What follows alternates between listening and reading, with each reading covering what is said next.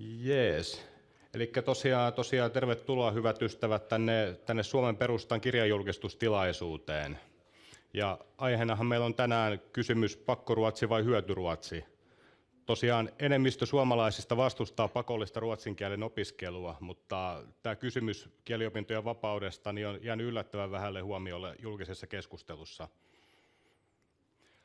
Ehkä johtuen siitä, että pakollisen ruotsi-opiskelun nähdään kuuluvan tosi tiukasti tähän kaksikielisyyteen, ja kaksikielisyys on taas tämmöinen arkaluontoinen aihe, mihin ei haluta oikeastaan politiikassa koskea ja lähteä tarkastelemaan kriittisesti.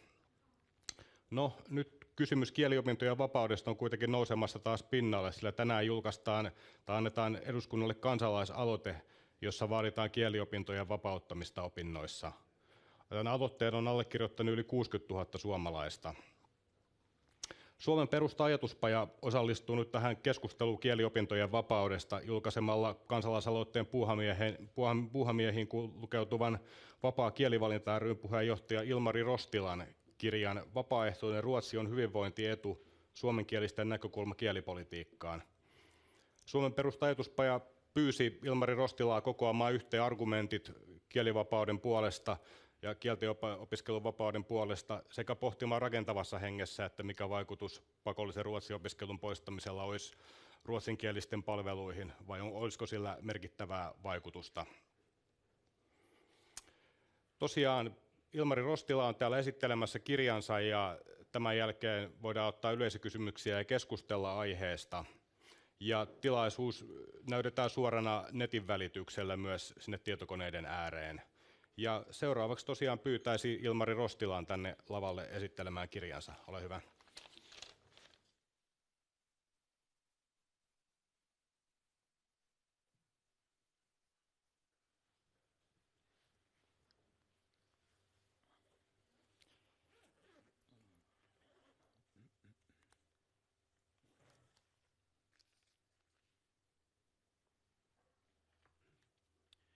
Joo, hyvää aamupäivää kaikille. Tänään on päivä, jolloin tämä kansalaisaloite ruotsin kielen saamisesta vapaaehtoiseksi kaikilla kouluasteilla viedään eduskunnan käsittelyyn. Lähtökohtana se, että Suomen perustuslain takaamalla tavalla on otettava Suomessa kielipolitiikassa huomioon suomenkielisen väestön sivistykselliset ja yhteiskunnalliset tarpeet. Ja me katsomme, että suomenkielisen väestön etu tänä päivänä on se, että meillä olisi joustavampi kielipolitiikka, jossa suvaittaisiin enemmän valinnanvapautta niin, että sen sijaan, mikä tilanne nyt on, että ruotsi on pakollinen kieli, niin vaadimme, että se olisi vapaaehtoinen kieli ja yritämme parhaamme mukaan keskustelun kautta, kansalaiskeskustelun kautta kannustaa eduskuntaa siihen, että se löytäisi keinot suomenkielisten näkökulman ottamiseksi huomioon Suomen kielipolitiikassa. Ja mun kirjani on tähän liittyvästi myös semmoinen yritys vähän hahmottaa syvemminkin sitä, että mitä tämä Suomen kaksikielisyys tarkoittaa nimenomaan suomenkielisten näkökulmasta. Eli lähtökohta on se, minkä äsken jo mainitsin, että meillä valtiovalta ja kansalaiset hyvin niin kuin arkisen kokemuksen pohjaltakin jo ymmärtää, että Suomessa on, ja perustuslaki sen tunnustaa, että Suomessa on suomenkielinen väestö ja ruotsinkielinen väestö, ja että näillä on erilaisia tarpeita, sivistyksellisiä yhteiskunnallisia tarpeita näillä kummallakin väestöllä, ja nytten se, mikä on ollut ongelma viime vuosina ja oikeastaan sanoa vuosikymmeninä, on niin kuin se, että suomenkielisten näkökulma sen suomenkielisten tarpeiden ja näkökulman avaaminen on jäänyt aika huonolle hoidolle, että jos muistellaan siitä lähtökohdasta, joka oli silloin 1967, kun peruskoulua tehtiin, niin silloin vielä tunnettu koulumies, sosiaalidemokraattinen pitkäaikainen kouluhallituksen pääjohtaja, opetusministeri R.H. Oittinen katsoi, että yksi pakollinen kieli riittää, ja se olisi englanti. Tästä asetelmasta, mikä silloin vallitsi, ollaan oikeastaan menty aika paljon sikäli taaksepäin, että nyt meillä opetushallituksen korkeat virkamiehet esittää semmoisia tulkintoja, että ruotsin kieli kuuluisi ruotsin osaaminen kuuluisi jokaisen suomalaisen yleissivistykseen. Ja tällä tavalla ovat rakentamassa tämmöistä hyvin kotikutoista ja ahdasta käsitystä yleissivistyksestä, jolla siis yleensä tarkoitetaan niitä käytännöllisiä tarpeita, kykyjä ja osaamista, jota vaatii yhteiskunnassa selviytyminen, tai sitten niin kuin meidän perinteiden mukaisesti myös voidaan ymmärtää yleissivistys pääsynä ihmiskunnan kulttuuri- ja tieteen saavutuksiin. Ja kummassakaan merkityksessä suomenkieliset ihmiset eivät koe, että ruotsi kuuluisi ehdottomasti ainakaan suomenkielisten yleissivistykseen.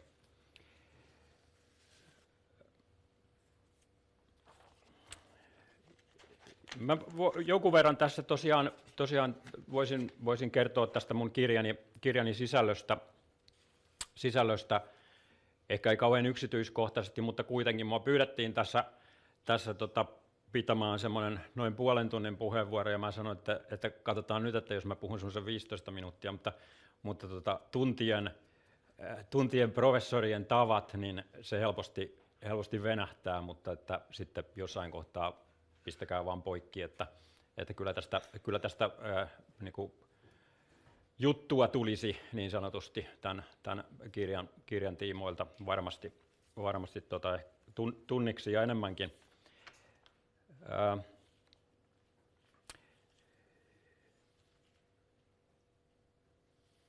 Joo, eli niin kuin oikeastaan tämä teema, minkä jo äsken tuossa nostin esiin, tämä suomenkielisten näkökulma, on se punainen lanka tässä kirjassa, ja siinä sitten lähtökohtana semmoinen, voisiko sanoa, ajatusharha virallisen totuuden ja sitten tavallisten kansalaisten kokemusten välinen epäsuhta, joka kiteytyy tässä termissä, jota niin paljon käytetään, toinen kotimainen. Eli sen termin avaaminen, ymmärtäminen, mitä se tarkoittaa tämmöisen virallisen totuuden mielessä, ja sitten millä tavalla se sitten eroaa siitä, mikä on tavallisten suomalaisten, yhtäältä suomenkielisten ja yhtäältä ruotsinkielisten kokemus asiasta. Toinen kotimainen on suomenkielisille ruotsin kieli, toinen kotimainen on ruotsinkielisille suomen kieli. Ja nämä kielet, ajatellen ihmisten käytännöllisiä pyrkimyksiä, tarkoitusperiä, sitä kuinka ihmiset pyrkii menestymään yhteiskunnassa yksilöinä ja perheinä, ja kuinka suomenkielinen väestö hakee onneansa nykypäivän maailmassa, niin nämä kielet suomenkieliselle ruotsi ja ruotsinkieliselle suomi ovat hyvin erilaisia todellisuudessa, ajatellen sitä, että millä tavalla niitä käytännöllisiä tarkoitusperiä, mitä ihmisillä on, pystytään näitä kieliä osaamalla toteuttamaan. Eli tässä on kun meidän yhteiskunnan tukipylväät tänä päivänä sanoo, että kielikysymys Suomessa ei ole mikään kysymys, ja kun meillä sitten toisaalta taas erilaisissa mielipidetiedusteluissa kysyttäessä ihmiset vastaa noin 60-70% riippuen siitä, lasketaanko mukaan myös pelkästään suomenkieliset vai otetaanko mukaan sitten ruotsinkielisetkin, niin vastaa, että he haluaisivat, että ruotsi olisi Suomessa vapaaehtoinen, valinnainen kieli.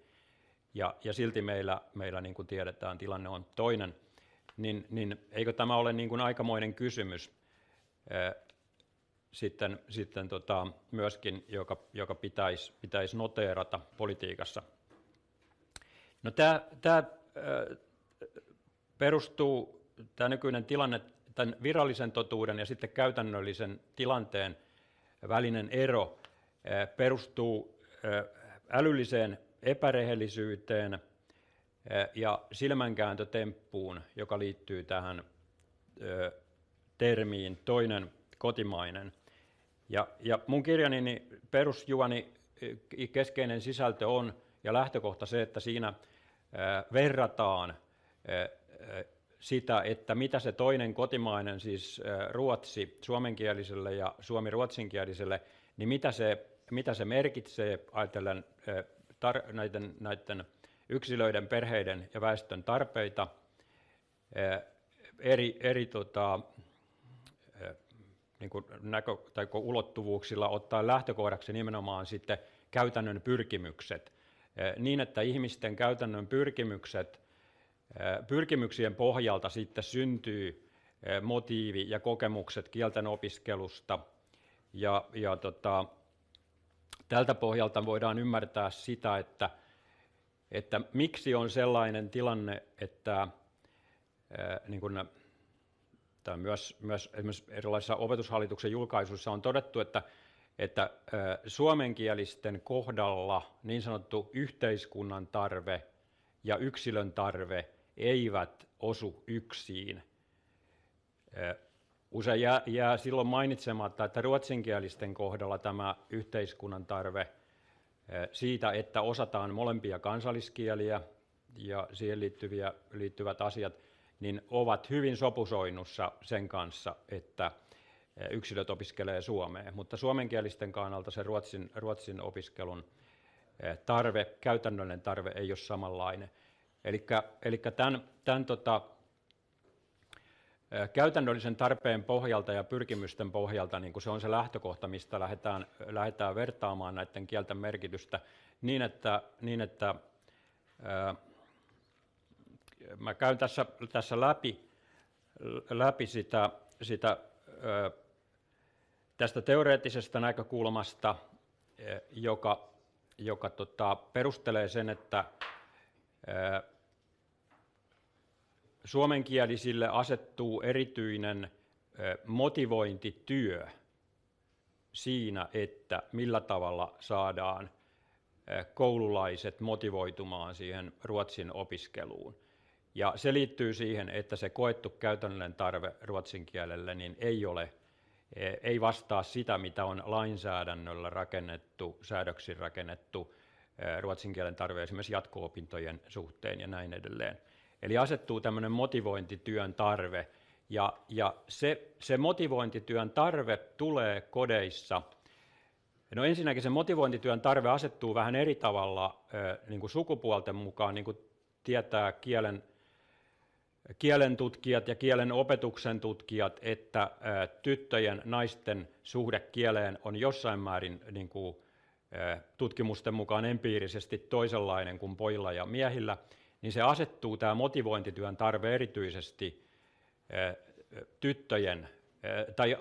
poikien ja miesten kohdalle siten, että kun tytöillä on myös käytännöllisten sekä lyhyen että pitkän tähtäimen käytännöllisten kielten osaamisen tarpeiden rinnalla olemassa tämmöinen yhteenliittymisen ja kulttuurisen kiinnostukseen liittyvä tarve, niin tämä ei näyttäisi olevan niin vahva tutkimusten mukaan, siis ihan yleismaailmallisesti niin poikien kohdalla, että näitä tutkimuksia kansainvälisesti on tehty ja havaittu tämmöinen ero sukupuolten välillä.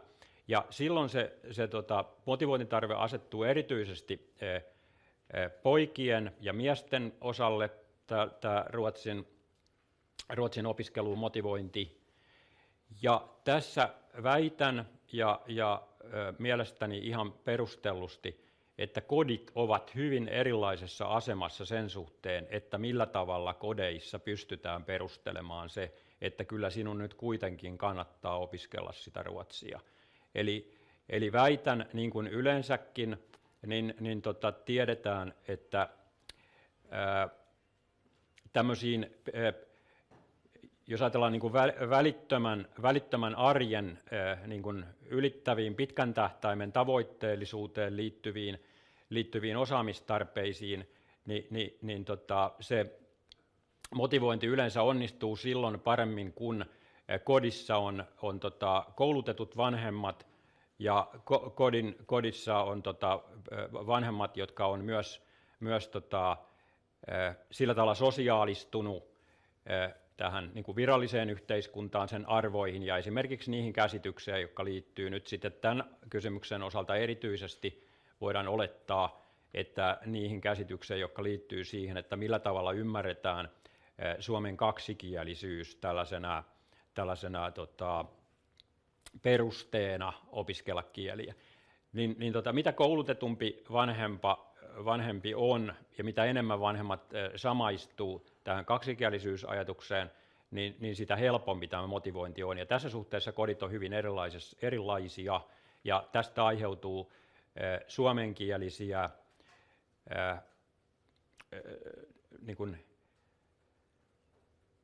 aiheutuu eroja suomenkielisten kesken niin, että voidaan väittää, että tässä suomenkielisen väestön yhteisöllisyyttä haurastetaan ja hajotetaan, ja tässä myöskin luodaan tilanne, jossa suomenkielisten kesken eriarvoisuus kasvaa, ja sitten vielä kun lähdetään vertaamaan sitä asetelmaa, että mitenkä ruotsinkieliset kokee ja käyttää suomen kieltä, niin tässä myöskin luodaan tilanne, joka muodostaa eriarvoisuuden suomenkielisen ja ruotsinkielisen väestön kesken. Eli tästä seuraa sitten ne ilmiöt, joita me ollaan viime aikoina, ystäväni Heikki Orsila taisi tuoda ensimmäisellä esille tämän Ruotsin pakolliseen opiskeluun, ei siis sinänsä Ruotsin opiskeluun, vaan Ruotsin pakollisuuteen liittyvän seikan, että tähän pakollisuuteen liittyy tämmöisiä hyvinvointitappioita, ja ne liittyvät juuri siihen, että se motivoituminen tähän pakolliseen kieleen, jos ei se tapahdu käytännöllisesti koettujen tarpeiden pohjalta, niin on hankalaa ja se opiskelu muodostuu raskaaksi. Ja tässä kirjassa niin mä aika niin kuin systemaattisesti useammalta kannalta tarkastelen juuri tätä, että miten sitten, jos me lähdetään tästä teoreettisesta lähtökohdasta, että kielten opiskelu perustuu tarpeisiin ja koettuun tarpeeseen ja siihen välittömään käytettävyyteen ja sitten pitkän tähtäimen käytettävyyteen ja sitten tytöillä myös tähän yhteenliittymisen tarpeeseen enemmän kuin pojilla, niin miten tästä näkökulmasta käsin me voidaan selittää paljon niitä asioita, joita meidän johtavat kieliopetuksen tutkijat ei oikeastaan ole enää sen jälkeen, kun emeritusprofessori Kari Sajavaara meni tuonne toiselle puolelle rajan, niin sen jälkeen oikeastaan näitä seikkoja, että mihin tämä liittyy, nämä empiiriset ilmiöt, mitä havaitaan Ruotsin ja Suomen vastaavasti Suomen opiskelun osalta, niin miten nämä on selitettävissä ja ymmärrettävissä. Eli tämä Ruotsin suhteellisen vähäinen käytännöllinen merkitys, se voidaan liittää ja itse asiassa myös osittain osoittaa ja todentaa sitä kautta, että ruotsinkieliset valitsee järjestelmällisesti A1-kieleksi suomen kielen, siis se on muistaakseni joku 90, oliko se 2% ruotsinkielistä valitsee suomen siis ensimmäiseksi opiskeltavaksi vieraaksi kieleksi, kun suomenkielisistä englannin valitsee noin 96%. Eli se hyödyllisyys, mikä suomenkielisellä niin kuin selkärangasta reagoiden ja kodeissa kokemuksen mukaan maailmaa katselle niin kuin kiinnittyy englannin kieleen, niin vastaava hyödyllisyys kiinnittyy ruotsinkielisellä suomen kieleen. Ja se on tietysti aivan luonnollista, koska elämä Suomessa käy huomattavasti mutkattomammin ja myöskin sitten se ammattiuran löytyminen ja työelämään siirtyminen niin edellyttää sitä, että osaa oikeasti suomea, että se on niin kuin luonnollinen asia. Eli tosiaan tässä lähtökohtana on siis se, että suomenkielinen ja ruotsinkielinen yksilö on molemmat yhtä järkeviä olentoja ja pystyy itse niin kuin arvioimaan sitä, että mitä heidän kannattaa valita. Ja toki sitten sen suomen jälkeen ruotsinkieliset valitsee sitten seuraavaksi englannin kielen, eli se vastaa sitä kokemusta, että englantia oikeasti tarvitaan nykypäivän maailmassa ilman mitään niin kuin sen kummempia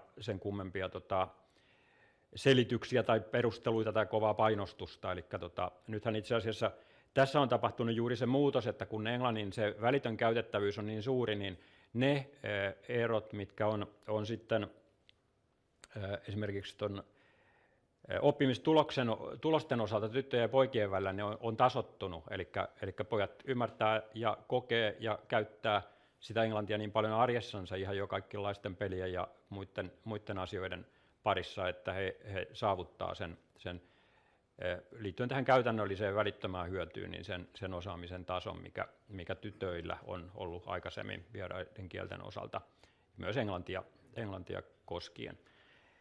Eli näin se näkyy siis kielivalinnoissa, tämä asetelma, että ruotsi ei ole suomenkieliselle sama kuin suomi on ruotsinkieliselle. Siis se ei ole niin kuin käytännöllisesti sama asia. Eli tämä niin kuin älyllinen epärehellisyys tai silmänkääntötemppu, niin jokainen voi nähdä sen tilastoista, mutta sitä ei välttämättä, kun pidetään nämä virallisen Suomi on kaksikielinen maa silmälasit päässä, niin sitä ei niin kuin suostuta ymmärtämään, että mikä tämä tilanne on, joka näkyy siis kielivalinnoissa. No sitten toinen, mikä näkyy ihan selvästi, tai toinen ulottuvuus, missä tämä näkyy, tämä erilaisuus, on se, että oikeasti suomenkielisillä on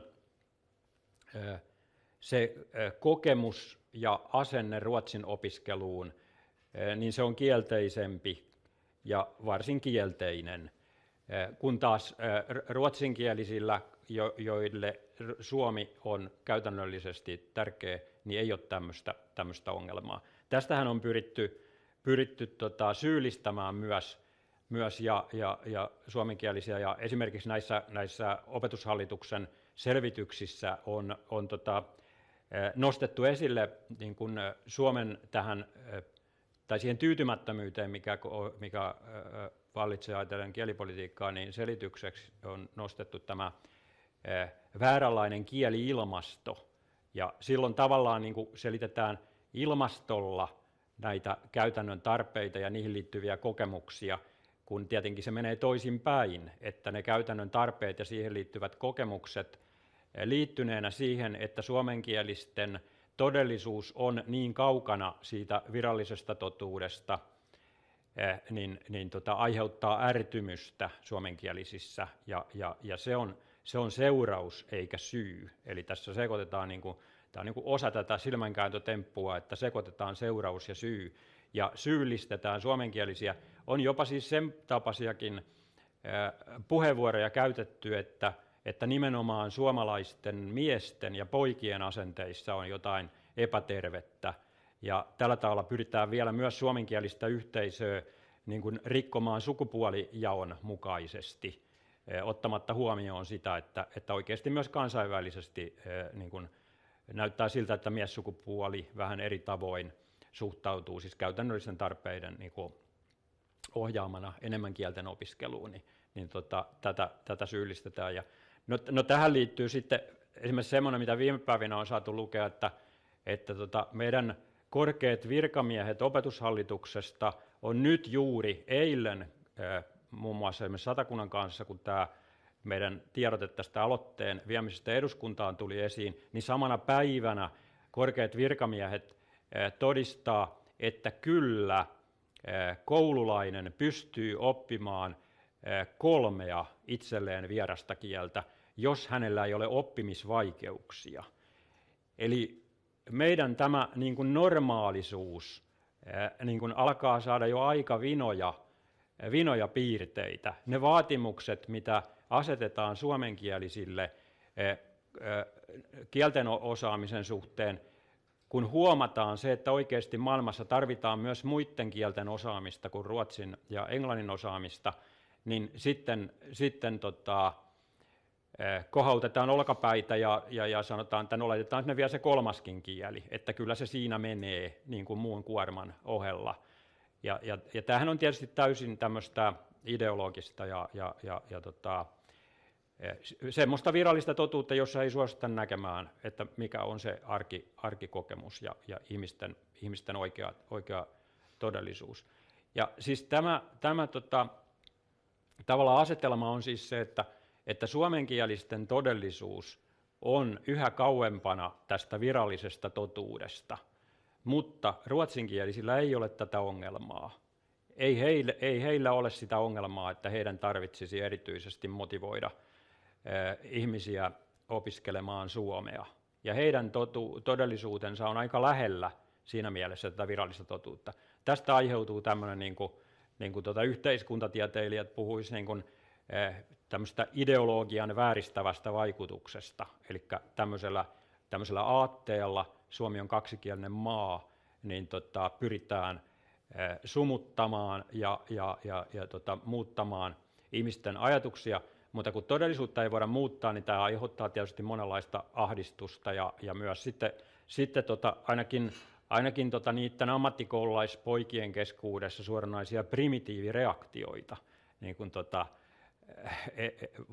varmaan havaitsitte, jotka olitte tuolla Turulla ja toreilla keräämässä näitä nimiä, niin siellä oli hyvin turhautuneita kansalaisia, turhautuneita tähän tilanteeseen.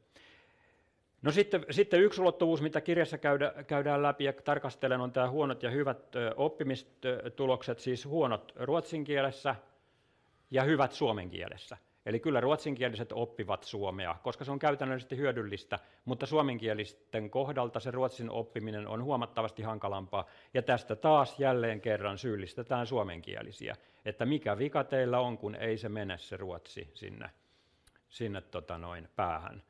Että rakennetaan tämmöistä, niin kuin minusta tämä alkaa, niin kuin, siis tavallaan tämän niin kuin, todellisuuden kieltämisessä, mikä tässä vallitsee, niin siinä alkaa olla sellaista etnisen vainon tai tämmöisten häirinnän niin kuin piirteitä tässä asetelmassa, mikä tässä kokonaisuudessaan niin kuin muotoutuu. No sitten yksi semmoinen käytännön esimerkki tai käytännön ulottuvuus tai tarkastelukulma tähän asiaan on se, että suomenkielisten osalta muiden vieraiden kielten kuin englannin ja ruotsin osaaminen on huonommalla tolalla kuin ruotsinkielisten keskuudessa. Ja siihen näkisin selitykseksi sen, että suomenkieliset joutuu sitomaan sitä energiaansa. Itse 3 pojan isänä tiedän sen, että jouduttiin miettimään sitä, että miten siitä Ruotsista selvitään. Sitten oltiin jo vaihtamassa sitä Saksaa Englantiin ja lopettamassa Saksaa ja niin edelleen, että jaksetaan sitten kantaa se ruotsin opiskelu, joka siis kun se ei ole käytännöllisesti hyödylliseksi miellettyä ja se motivaatio on niin kuin haasteellinen asia, niin se vaatii tavallaan niin kuin enemmän silloin ponnistusta ja siihen menee sitä energiaa, mitä hyvin voisi käyttää sitten muihin vieraisiin kieliin. Sitten yksi näkökulma tässä on, jos katsoo ja tarkastelee tätä yleiseurooppalaisesti, sitä suomenkielisten kielikuormaa, niin missään vertailukelpoisessa maassa ei ole sellaista asetelmaa, että olisi 2 vierasta kieltä koko ikäluokalle niin, että se toinen vieraskieli on nimetty kieli, niin kuin meillä. Eli se ei ole valinnainen se toinen vieraskieli, vaan se on nimetty ruotsiksi se toinen vieraskieli. Ja tästä aiheutuu juuri se asetelma, että sitten muita kieliä on huomattavan vaikea opiskella, ja tästähän aiheutuu sitten se käytännöllinen seikka, joka on myös meidän liike-elämän ja elinkeinoelämän havaintopiiriin noussut, että oikeasti suomenkieliset osaavat vieraita kieliä nykyhetken tarpeisiin ajatellen siis elinkeinoelämää, vientiä ja näin, niin liian vähän ja huonosti muita kieliä kuin englantia ja ruotsia. On syntynyt selvästi tämmöinen kielitaidon tarpeen ja sitten kieliosaamisen välinen kuilu, vastaamattomuus. Ja tämä on herättänyt monet niin kuin sellaiset, jotka ovat kieltäytyneet näkemästä tämän ison kuvan, tämän asetelman vääryyttä, niin myös sellaiset ihmiset on, moni sellainen ihminen, joka ei ole tätä huomannut, tätä isoa kuvaa, niin on havahtunut siihen, että oikeasti Suomi menettää tässä aika tavalla aikaa, opiskeluaikaa, sitä kautta tätä osaamista ja niitä mahdollisuuksia, jotka liittyy sellaisten harvinaisten kielten, kuten esimerkiksi Venäjän tai Kiinan tai Espanjan osaamiseen. Harvinaiset tässä tietysti lainausmerkeissä ja hymyn kuvalla varustettuna. Eli asetelma on tämä. Ja sitten mun kirjassani mä vielä myöskin käsittelen sitä, että missä noin hyvin tosin isolla pensselillä niin kuin sitä tilannetta, että missä niin kuin tällä hetkellä ollaan ja mitkä on ratkaisun mahdollisuudet. Aika synkkähän tilanne on siinä mielessä, että tuntuu, että sitä mukaan kun tavallaan esimerkiksi nämä vieraiden kielten kielitaidon osaamisen tarpeet, ajatellen meidän kaupankäyntiä ja muuta, niin nousee esiin, ja kun nousee sitten esiin myös tätä tyytymättömyyttä ja sellaista oikeuden ja kohtuuden peräämistä kielipolitiikassa, että se olisi joustavampaa, niin sitä mukaan kun tämä kansalaisten mielipide ja kokemukset jollain tavalla pääsee esille, niin on syntynyt entistä suurempi tarve virallisella yhteiskunnalla, virallisella järjestelmällä, korkeimmalla eliitillä, poliitikoilla, jotka ovat sitoutuneet näin väärin ymmärrettyyn Suomen kaksikielisyyteen, niin on syntynyt tarve löytää perusteluja sille, että miksi tämä tilanne on oltava tällainen kuin se on. Ja tästähän on esimerkki juuri se, mitä tuossa alkuun toin esiin, tämän uuden määritelmän yleissivistyksestä, vailla mitään kansalaiskeskustelua yhtäkkiä jotkut virkamiehet alkaa määritellä meille, että mitä on suomalaisen yleissivistys. Tätä pidettäisiin, jos ei elettäisi näin niin kuin sumuisessa ilmapiirissä, niin tätä pidettäisiin skandaalina.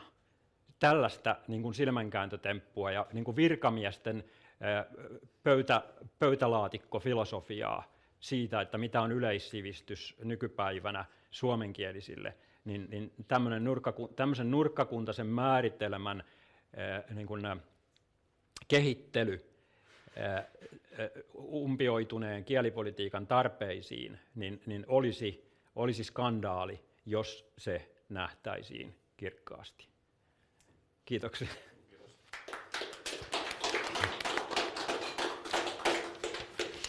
Juu, suuret kiitokset Ilmari, ja tosiaan puoleen tuntiin sinne tosiaan päästiin niin kuin ajattelinkin. Ja nyt voitaisiin ottaa sitten yleisökysymyksiä ja kommentteja. Ja haluatko sä tästä vai istuen vastata? Jos mä istun niin Juu, käy siihen istumaan, niin mä voin täältä jakaa puheenvuoroja vaikka. Eli nyt voi kysellä sitten, esittää kysymyksiä ja kommentteja. Eli Heikki Koskenkylä sieltä ensimmäisenä. Ja puhujat vois lyhyesti esitellä itsensä ja sitten tiiviitä kommentteja.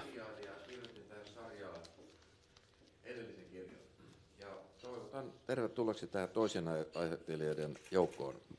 Että ihan yhtä kova urakka, kun mulla on tätä talouspolitiikan linjaa muuttaa, niin on sulla kyllä tästä Ruotsista päästä pakollisen kielenä eroon. Että se asenteet on hirveän juttuneet, mutta kysyisin vähän yleisemmällä historiallisesta taustalta, että Suomihan on kaksikielinen.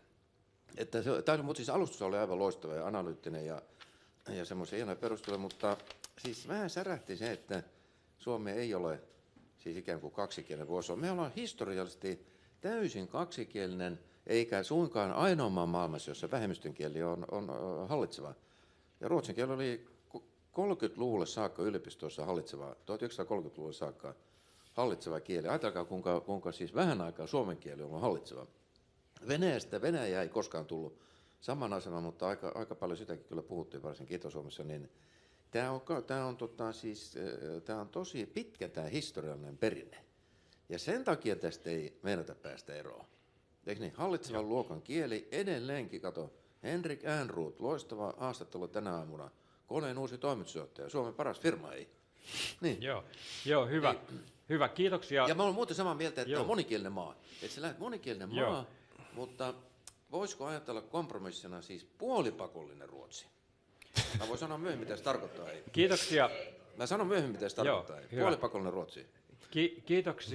Kiitoksia Heikki Koskenkylä. Mulla on sun kirja mun tuolla yöpöydälläni odottamassa lukemista. että on, joo. Eli mutta tähän sun kysymykseen oli erittäin hieno asia, että nimenomaan tähän heti ensimmäiseksi nostit tämän kysymyksen, koska siis mun pointti, joka tuossa ei tarpeeksi selvästi tullut esiin, on se, että Suomi on kaksikielinen maa. Meidän perustuslaissa todetaan, että valtiovallan, julkisen vallan on huolehdittava maan suomenkielisen väestön ja ruotsinkielisen väestön sivistyksellisistä ja yhteiskunnallisista tarpeista. Tämä on meidän perustuslaissa. Eli valtiovalta tunnustaa, että Suomessa on suomenkielinen väestö. Tätä ei aina muisteta. Eli valtiovalta tunnustaa, että on olemassa suomenkielinen väestö, jolla on omia tarpeitaan ja etujaan, myös kielipolitiikassa. Ja tänä päivänä kysymys on siitä, että Suomi kaksikielisenä maana tulee suomenkielisten mielestä ymmärtää sillä tavalla, että suomenkielinen väestö yksilöinä, perheinä, kansana voi määritellä vapaasti suhteensa siihen, että millä tavalla se opiskelee ja osaa ruotsin kieltä.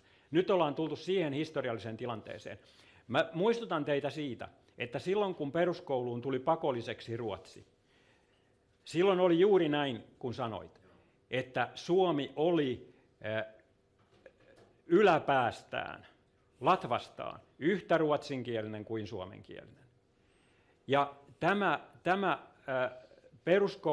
peruskoulun tulo merkitsi sitä, että haluttiin saada se myös sinne juuriin asti, se ruotsinkielisyys, se osaaminen. Mutta tänä päivänä ollaan tultu siihen tilanteeseen, että on mahdollista, että siellä Latvassa on myös kokonaan suomenkielisiä, jotka eivät osaa ruotsia, tai joilla ei ole ainakaan velvoitetta osata ruotsia, jotka voivat osata, jos he haluavat, mutta joilla ei ole tätä yhteiskunnan velvoitetta. Ja tämä johtuu juuri siitä, minkä toit esiin, että tämä on erittäin pitkä historiallinen prosessi, ja sen takia tämä kiihko nyt on ilmassa, että nyt ollaan tilanteessa, jossa ei ole kysymys vain siitä, että alaluokka voi olla osaamatta ruotsia, vaan kysymys on siitä, että myös koulutettu väestö voi olla osaamatta ruotsia. Ja tämä on se niin kuin, joka aiheuttaa tässä niin kuin tätä kiihkoa ja tällaista, niin kuin, että ovatko nyt maailmankirjat sekaisin ja haluatteko te ruotsin kielellä jotain huonoa tai jotain tämmöistä. Siis tämä on iso muutos, erittäin iso muutos, mutta me 30 ja nyt Gallupien mukaan 70%, no se heiluu vähän, meidän julkisuus on mitä on, niin ollaan sitä mieltä, että se ruotsi voisi olla vapaaehtoinen. Mä tarkoitan 30 adressin nimenkerääjää, jotka oli keräämässä näitä 60 000 nimeä. Jees, ja Oli, mutta sanotaan, että se 30 oli se, niin kuin se huippuporukka, joista täällä on aika monta paikalla. Anne Soinila on tuossa yhtenä siis, ja liittyy oikeastaan vastauksena tähän kysymykseen, että tämä asetelma on juuri tällainen, että tässä on tämä pitkä perinne ja sitten meidän julkisuus on mitä on, niin tämä tulee olemaan hyvin haasteellinen projekti. Jees. Ja sitten lisää kysymyksiä siitä, niin Sampo Terho. Joo, kiitoksia. Otsikko Vapaaehtoinen Ruotsi on hyvinvointietu. Sivusit sitä tuossa, mutta avaa vielä lisää, miksi valitsit juuri tämän otsikon, tämän hyvinvointietu näkökulman tälle kirjalle? No, varmaan suurin syy, tai mikä tulee mieleen, oli tuon kirjan nimen osalta, oli se, että me pyritään vähän, tai olisi syytä niin kuin muuttaa tätä keskusteluilmapiiriä sillä tavalla, että ensinnäkään meillä ei ole mitään ruotsia vastaan, ruotsin kieltä vastaan, meillä suomenkielisillä siis. Ja sitten se, että jos sen Ruotsiin tutustuminen ja opiskelu perustuu vapaaehtoisuuteen, niin silloin se sopii, niin kuin natsaa hyvin yhteen sen hyvinvoinnin tavoittelun ja ihmisten hyvinvoinnin kanssa.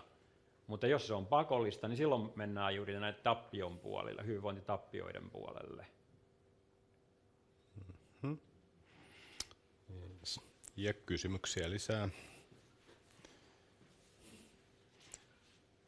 Haluaako Koskenkylä kertoa enemmän, että mitä tämä puolittainen pakollinen ruotsin opiskelu tarkoittaisi?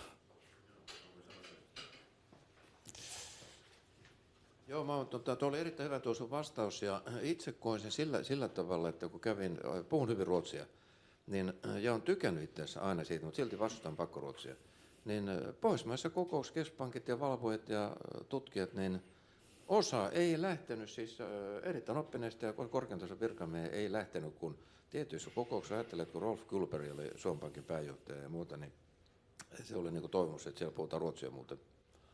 Et en tiedä, mikä tänä päivänä on tilanne. Ei lähtenyt kokouksia. Olen akateemisen puolen kokouksessa, niin oli ainoat, jossa voitiin sopia, että englannin kieli on että englannin kielellä puhutaan. Että muistan Tanskassa, kun Pirutta, niin olin puheenjohtaja, niin aloitin ruotsin kielellä, niin siinä oli 2 suomalaista professoria paikalla.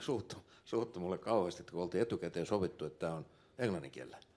Se on yläpää, ja sama koskee tätä yritysmaailmaa. Että osa ei, siis kun ei siitä ei hyötyä, niin ne ei viitti opiskella sitä käytännön. Se on englantia ja saksaakin. Saksa on aika suosittu alkaa olla nykyisin. Pakko ruotsi tarkoittaa sitä, että 2 vuoden aikana jokainen olisi velvollinen jollakin tasolla, kun opiskelee. Että niin semmoinen suunnilleen puolitetaan siitä, mitä se on, ja se on aika pieni viikkotuntimäärä, 203 tuntia. Ei siitä hyötyä ole, mutta kun ei tästä pääse eroon kokonaan, niin täytyy mennä. Samahan se on, kun yleissitovuudesta ei pääse kokonaan. Tulee missä tahansa verouudistus ei saada kokonaan läpi, niin sä joudut menee niin kuin, sä et saa kerralla katusta poikki. Ja onhan siinä totta kai siitä tosi hyötyä, että sä voit, kun se on niin periaatteena kysymys, kun sanoit, niin silloin voidaan sanoa, että on edelleen kaksikielinen maa. Pannaan kato sitten yhteen vuoteen. Mutta ei, tämä ei lähde näillä näkymin. Tämä on nyt mennyt itse asiassa takapakkia tämä debatti. Kansan parissa on kannatus sen pakkoruotsin lopettamiselle, mutta jos te kysyy, mistä se johtuu, että ei ole totta tällä poliittisella taholla? Sitä on mahdotonta ymmärtää. Joo. Olen tuosta samaa mieltä edelleen siis tästä vaikeudesta. Siis mun mielestä ainoa mahdollisuus tilanteen muuttamiseen on meidän poliittinen demokratia. Eli ainoa mahdollisuus on se, että oikeasti jos äänestäjät äänestää niitä, jotka sanoo tästä asiasta uskottavasti, että pakkoruotsi pois, niin silloin me saadaan kyllä se poliitikko sitten kuuntelee siinä vaiheessa, kun se oma valinta tulee kyseeseen. Ja sitten siitäkin on vielä pitkä matka siihen, että se puolueiden eliitti niin kuin muuttaa tässä käsityksensä. Mutta että se on ainoa. Siis en mä usko tässä mihinkään muuhun kuin demokratian niin kuin mahdollisuuksiin. Että äänestäjät palkitsee niitä poliitikkoja, jotka sanoo tästä sen kannan, mitä äänestäjä itse on. Mutta siihen menee hirveän kauan aikaa ennen kuin syntyy tämmöinen niin suomenkielinen niin kuin, liikkuvien äänestäjien ryhmä, joka valitsee puolueensa nimenomaan tämän perusteella ja ehdokkaansa tämän perusteella.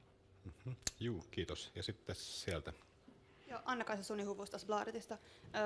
Olisin vielä sitä kysynyt, että niin kuin pakollisen ruotsin poistamista perustella usein sillä, että oppilaat ei kuitenkaan opi sitä. Niin teillä, onko niin kuin ymmärtänyt oikein, että tavallaan tavoitteena ei ole parantaa ruotsin osaamista, vaan nimenomaan pointti on se, että ruotsia ei tarvitse osata? Joo, sanotaan sillä tavalla, että niin kuin länsimaisen kulttuurin aika tämmöisiin niin kuin perusarvoihin liittyen, niin ajateltaisiin se niin päin, että se on etnisen ryhmän oma niin kuin oikeus ja valinta päättää siitä, että mitä itselle vieraita kieliä he osaa. Ja toki tietenkin, niin kuin tuossa kirjan otsikossakin on, että me haluttaisiin, että se ruotsi olisi se hyötyruotsi ilman sitä pientä sivuvivahdetta, joka siihen nyt sisältyy, kun siinä on se pakko mukana, että se ei ole vain se porkkana, vaan se on myös se keppi siinä mukana. Niin me haluttaisiin, että se olisi niin kuin rentoutuneempi se tilanne, jolloin päästäisiin juuri tästä asetelmasta, tästä vänkäämisasetelmasta, ja niin kuin sillä tavalla saataisiin rakennettua suomalaista yhteiskuntaa sillä tavalla, että me kaikki riippumatta äidinkielestämme niin kuin puhallamme niin sanotusti yhteen hiileen. Joo, mä voisin tästä jatkokysymyksen vielä, että jos ruotsinkielisellä väestöllä on lakiin perustuva oikeus saada tietyt palvelut ruotsin kielellä, niin mitä jos pakollinen ruotsin kielen opiskelu poistetaan, niin miten se on suhteessa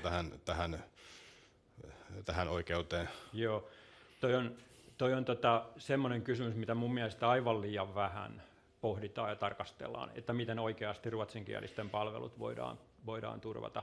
Eli se, että nyt tuudittaudutaan siihen, että kun meillä on tämä pakollinen ruotsi, niin se hoituisi sitä kautta, mutta on huomattu, että eihän se niin käy.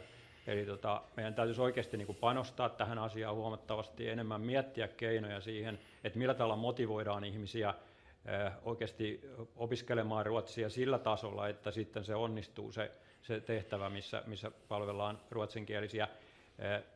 Tuossa on myös tuossa kirjassa on jonkun verran lukuja siitä, että minkä verran on niillä alueilla, joilla on ruotsinkielisiä enemmän, niin sitten myös näitä ruotsinkielisiä palveluammattien edustajia, niin se ei edellyttäisi ilmeisesti kuitenkaan kovinkaan monen prosentin suomenkielisistä niin kuin sitä, että valitsee ruotsin vapaaehtoiseksi. Eli muutama prosentti suomenkielisiä, jos valitsee ruotsinkielisen näillä joillain semmoisilla palvelualoilla, mitä tässä nyt tarkoitetaan, niin semmoiseksi kieleksi, mihin tosiaan panostaisivat ja saisivat siitä vaikka jotain kielellisiä ja muuta, niin se jo tekisi sen asetelman sellaiseksi, että olisi suurin piirtein tasasuhteessa ruotsin kieltä osaavia ja ruotsinkielisiä asiakkaita ja suomen kieltä osaavia ja suomenkielisiä asiakkaita.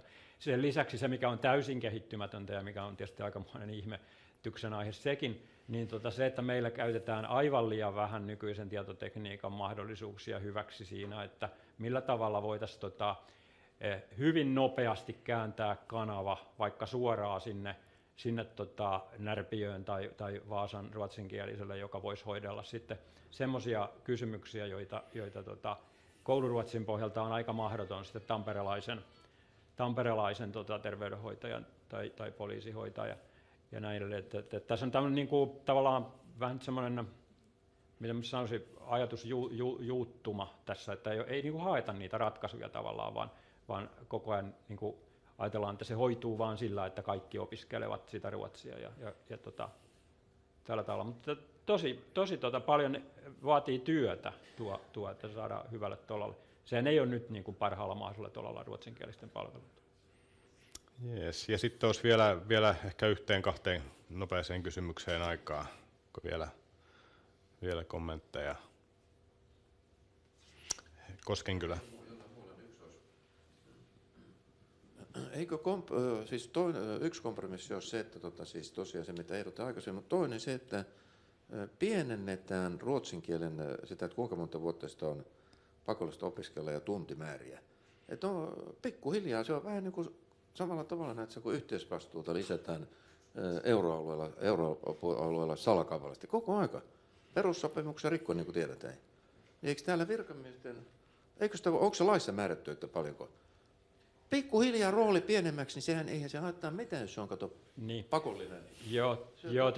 Joo, toi on niin pikkusen siis semmoinen kysymys tietysti justiin, että jos me ajatellaan, että me oikeasti pyritään nostamaan tämä asia niin kuin siitä niin kuin hälventämään sitä sumua, mikä tässä vallitsee suomenkielisten näkökulmasta, niin mun mielestä mä itse ainakin ajattelisin niin, että pitää asiaa tarkastella suomenkielisten oikeuksien näkökulmasta, valita itse se kieli. Ja silloin, kun puhutaan oikeuksista tässä mielessä, niin se on se on vähän se kysymys siitä, että onko tämä maito laktoositon vai vähän laktoositon.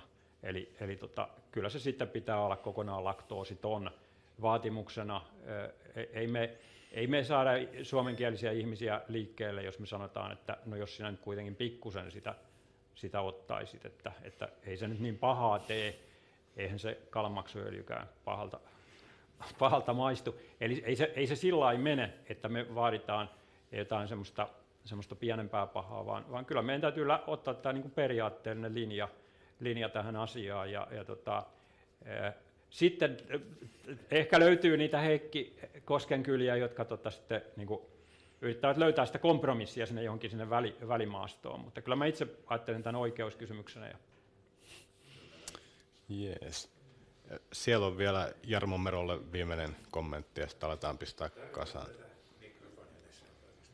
Niin, minua talousmiehenä niin koulutuksen kuin ammattini puolesta mä oon nyppinyt jo kauan se, että mitä tämä ruotsin kieli meille maksaa, tämmöinen pakkoruotsi.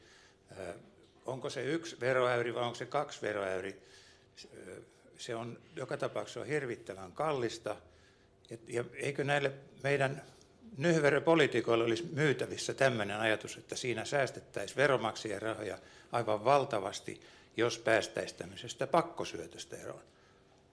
Vasta myöhemmillä vuosina jouduin opiskelemaan, ja oli hyvä, että opiskelin venäjän kieltä, ja siitä olikin valtavasti hyötyä mulla liike-elämässä. Joten miksi esimerkiksi Venäjää syrjitään niin paljon? Pakko ruotsia vähemmäksi ja jotakin tilalle. Tämä on mun hypoteesini. Kiitos. Joo, tuohon ihan lyhyt vastaus se, että aivan liian vähän meillä niin kuin selvitetään ja ollaan selvillä näistä kustannuksista, että tämmöisiä niin kuin suoria kustannuksia esimerkiksi niin kuin seurataan jonkun verran, mutta se, että mitkä on nämä välilliset vaihtoehtokustannukset, esimerkiksi ajatellen vaikka sitä, että saataisiin enemmän venäjän kielen osaajia maahan. Niin. Juu. Suuret kiitokset Ilmari Rostilalle ja yleisölle, ja keskustelu tästä jatkuu varmasti, ja Suomen perustajoituspäiväkin palaa aiheeseen, kieliopintoihin ja kaksikielisyyteen Porissa Suomi-areenalla heinäkuussa. Järjestämme siellä aiheesta paneelikeskustelun. Mutta tosiaan kiitos kaikille ja jatketaan keskustelua.